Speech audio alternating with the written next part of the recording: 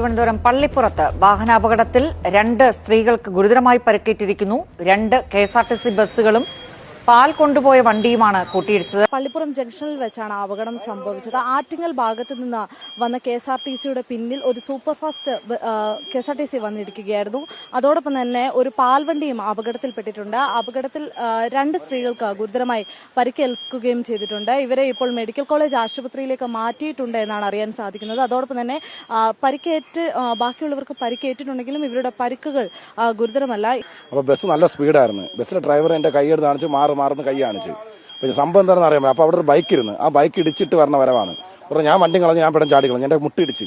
അപ്പോൾ ഞാൻ നോക്കിക്കൊണ്ടിരിക്കുമ്പോൾ ഈ വണ്ടി ആ വണ്ടിയുടെ ബാക്കിൽ നിർത്തിയിട്ട് എടുക്കുന്നതായിരുന്നു ഈ പാൽവണ്ടി. അതിനെ ഇടിച്ച് തെറിപ്പിച്ച് അത് വന്ന് 2 ബൈക്കാരുടെ തട്ടി. ആ ബൈക്കാരൻ്റെ കാലൊക്കെ പോയി എന്ന് പറഞ്ഞിട്ട് ഇടിച്ച് തട്ടി. അതിൽ ആ ബസ്സിന് ബാക്കി ഇടിച്ച്. ബസ് സ്റ്റാർട്ട് ചെയ്ത് എടുത്തതേ ഉള്ളൂ. ബസ് ഇടിച്ച് തെറിപ്പിച്ച് എന്നിട്ട് ഈ മരത്തിലിടിച്ച്. ഡ്രൈവറോട് കൈയെടുത്ത് കാണിക്കുന്നത് മാറുന്ന വെച്ചാൽ. പക്ഷേ ഈ വണ്ടിയുടെ പയ്യന് തലയൊക്കെ വന്നിടിച്ച്, നടുവൊക്കെ ഇടിച്ചെന്നാണ് പാൽവണ്ടിയുടെ പയ്യൻ്റെ. ഈ ബസ് ഭയങ്കര സ്പീഡിലാണ് വന്നത്. ബസ് നല്ല സ്പീഡായിരുന്നു. പക്ഷേ ഡ്രൈവർ കൈ കാണിക്കുന്നുണ്ട്, മാറുന്ന കൈ കാണിക്കുന്നുണ്ടായിരുന്നു. ഈ മരം ഇല്ലായിരുന്നെങ്കിൽ ഈ കടയിലവിടെ പോയനാ.